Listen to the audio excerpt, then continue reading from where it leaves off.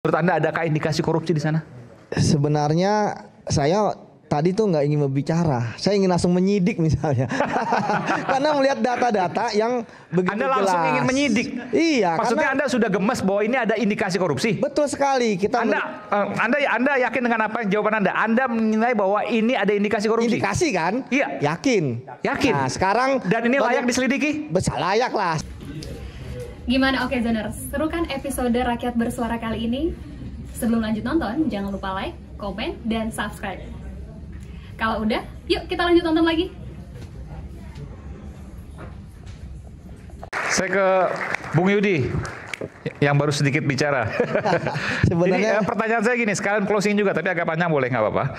Menurut Anda tadi Anda sudah berdiri di depan sini, Anda melihat angka-angkanya, Anda melihat perubahan-perubahan angkanya yang begitu luar biasa, bahkan bukan hanya pokoknya nilai proyeknya, tapi juga utang bunganya, bunga utangnya yang naik luar biasa. Menurut Anda adakah indikasi korupsi di sana? Sebenarnya saya tadi tuh nggak ingin berbicara, saya ingin langsung menyidik misalnya, karena melihat data-data yang begitu Anda langsung jelas. ingin menyidik? Iya. Maksudnya karena, Anda sudah gemes bahwa ini ada indikasi korupsi? betul sekali. Anda yakin dengan apa yang jawaban Anda? Anda menilai bahwa ini ada indikasi korupsi? Indikasi kan? Iya. Yakin. Yakin. Nah, sekarang dan ini layak diselidiki? Layak lah. Sekarang mengapa saya yakin? Kita tahu bahwa suatu kasus korupsi itu tidak dilakukan dengan sengaja. Dia pasti ada yang namanya perencanaan. Ya, apa yang terjadi ya di saat akibatnya itu sebenarnya sudah ditentukan dari awal. Ya, itu yang pertama. Kemudian yang kedua, berbicara mengenai kasus korupsi, hanya ada 3 hal ya pelakunya. Pertama adalah intellectual debtor, ya, orang yang memerintahkan, orang yang punya kewenangan. Kemudian yang kedua adalah koordinator, ya, dia yang kemudian menjadi jembatan antara intellectual debtor dengan orang yang terakhir itu eksekutor. Sekarang permasalahan dari WUS ini, saya lihat lagi coba untuk dicari solusi supaya tidak ada permasalahan. Tetapi kan sudah terbongkar dari awal, ada misalnya pemilihan Cina gitu. Kalau tadi dikatakan oleh Bang lupa lagi aku, Bang Ubed ya, bahwa mengapa memilih Cina karena ada jaminan, nggak ada jaminan dan sebagainya. Saya pikir harusnya nggak sesederhana itu. Dalam suatu pemerintahan good governance pasti semua ada acuan. Apa acuannya? Yaitu adanya kajian, adanya legal opinion. Ya pasti itu ada. Sama seperti misalnya tadi kita harus membaca misalnya ada risalah rapat perpindahan dari Jepang ya kemudian ke Cina. Ya, itu pasti ada hitung-hitungannya, matematikanya dan sebagainya. Kata disebutkan kenapa dari Jepang ke Cina, karena Jepang mensyaratkan adanya tanggungan APBN, sementara Cina enggak. Ya udah pilih Cina. Nah, tapi kan masa sesederhana itu kan putusan ya, karena nggak pasti kan ada turunannya. Itu yang menurut saya kita harus telusuri. Nah, kemudian terkait dengan kedepannya, ya saya melihat memang ada 3 hal. Pertama dari prosesnya, kemudian dari pembangunannya, dan sekarang apa yang terjadi sekarang. Ada hal yang sangat penting yang harus saya sampaikan, bahwa walaupun ada perubahan undang-undang BUMN terkait dengan BUMN adalah kerugian BUMN bukan kerugian negara. Kita ingat bahwa kasus ini terjadi tempusnya itu adalah ketika undang-undang BUMN masih jelas ada bahwa keuangan BUMN itu ketika terjadi kerugian adalah kerugian negara. Nah, itu yang pertama. Jadi menurut saya ya, orang-orang yang ada di Wika, yang ada di Jasa Marga, yang ada di mana KAI gitu kan, dan terakhir perkebunan malah ya, itu adalah pihak-pihak ya yang harus dimintai pertanggungjawaban pertama. Mengapa?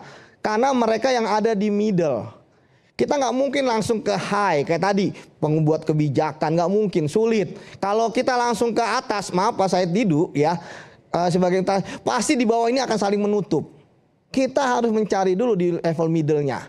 Nah, kalau di middle dapat, maka yang di bawah, yang di bagian lower-nya sebagai eksekutor, dia kemudian akan berbicara karena ada kasus. Cuma permasalahannya adalah saya terkejut juga ketika KPK ya mereka menunggu terkait dengan pengaduan. Nah, seharusnya KPK tidak perlu menunggu, ada yang dinamakan proactive investigation. Itu mereka bisa kok, kan apalagi kan menarik perhatian masyarakat. Kalau misalnya memang tidak terbukti, saya pikir juga tidak jadi masalah, gitu ya. Ya tentu kita wajar karena emang ada, gitu. Permintaan dari Bang Ihsanuddin, beliau tuh ahli sebenarnya. Saya juga harusnya ini dipanggil jadi ahli gitu ya sama KPK gitu kan. Nah, karena dulu waktu Senturi ahlinya saya gitu. Nah, jadi kembali lagi. Ya, bahwa saat ini saya pikir KPK harusnya sudah mulai bergerak. Ya. Karena insting Anda sebagai penyidik KPK, Anda menilai bahwa ada indikasi yang kuat terkait kasus korupsi di sini. Betul, di awalnya. Kayak tadi, kan gini, sama seperti kasus-kasus lain. Misal kasus Chromebook misalnya kan. Ya, bagaimana tidak direkomendasikan Chromebook. Ya, tapi kemudian ya ternyata jalan. Ya kan, kemudian kasus lain IKTP. IKTP kan sudah direncanakan bahkan sebelum ada anggaran untuk IKTP. Ya, apalagi kasus-kasus lain. Nama kasus yang mirip dengan Cina yang saya pernah menangani yang terkait dengan Pelindo misalnya. Itu kan dari awal sudah direncanakan. Nah, tapi memang Pak Said Dudu ada permasalahan terkait dengan legal formal ya, bahwa ketika ini berhubungan dua negara. Dan saya pikir jangan-jangan orang yang merancang ini itu sudah tahu bahwa ya tidak mungkin akan ada investigasi terkait dengan proses perencanaan. Karena begitu sulit. Orang-orang di Indonesia yang akan menjadi saksi yang terkait dengan perencanaan tadi pasti akan pasang badan. Sementara kalau kita meminta kepada pihak Cina untuk diperiksa, kalau nggak ada izin dari pemerintah Cina nggak bisa. Saya pernah menangani kasus, ya saya sampai ke Cina, Beijing, meminta sekitar 12 sampai 13 orang diperiksa gitu ya. Awalnya mereka oke, welcome gitu kan, tapi kita pulang nggak bisa juga kita meriksa gitu. Apalagi ya ketika memang perusahaan ini adalah perusahaannya pemerintah, kan kita tahu bahwa ini BUMN Cina. Jadi bagi saya akan sangat sulit ya. Tetapi makanya apalagi sekarang ini kan kita tidak ada whistleblower nih. Ini nggak ada whistleblower. Yang berani teriak soal ini. Yang berani teriak. Pak Antoni kan whistleblower. Tapi bukan dari dalam, dari luar. Nah, kan kita lihat saksi itu melihat, mendengar, mengalami. Kayak tadi sebenarnya simptom-simptom ini disampaikan kayak Pak Said dulu mengatakan periksa ini, periksa ini. Penyidik pasti melakukan. Ya, kalau ada investigasi. Ya kan, kalau nggak ada seperti kata Bang Semar, ya kan kita bermain di ruang hampa. Ya kan, kalau penyidik sudah diberikan senjata. Ya, itu maka apa yang disampaikan oleh Pak Said Didu itu pasti akan dilakukan. Artinya kita bicara idealnya. Saya ingin tanya, Anda punya pengalaman di KPK, Anda punya banyak teman hingga saat ini di KPK, Anda tahu konstruksi kasus ini walaupun masih dalam tahap awal. Anda tahu siapa pimpinannya, Anda tahu siapa di middle-nya. Berdasarkan intuisi Anda, akankah KPK bergerak menyelidiki kasus ini? KPK akan bergerak menyelidiki tapi terkait dengan rentang kendali yang bisa mereka lakukan.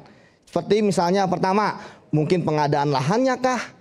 Pengadaan keretanya kah? Ya, kemudian pembangunan markup terkait dengan stasiunnya kah?